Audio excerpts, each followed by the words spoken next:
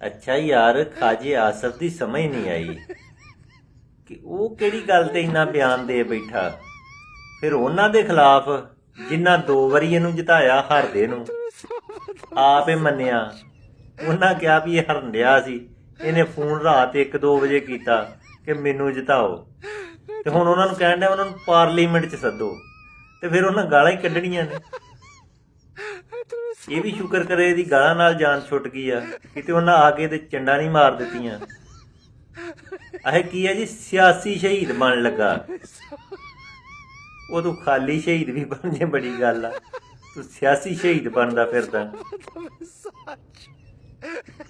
ਤੇਰੇ ਕੋਲੋਂ ਜੋ ਹੈ ਕਰਨ ਦਾ ਟਾਈਮ ਨਹੀਂ ਲੱਗਣਾ, ਤੇ ਜਿੰਨੇ ਕੁ ਜੋਗਾ ਹੈ ਨਾ ਉੱਥੇ ਬੈਠਾ ਰਹਿ। ਐਵੇਂ ਨਵਾਜ਼ ਸ਼ਰੀਫ ਦੇ ਪਿੱਛੇ ਲੱਗ ਕੇ ਨਾ ਤੇ ਚਪੇੜਾ ਨਾ ਖਾਵੀਂ। ਤੈਨੂੰ ਪਤਾ ਉਹ ਠੁੱਡੇ ਬੜੇ ਬੜੇ ਮਾਰਦੇ ਹੁੰਦੇ ਨੇ।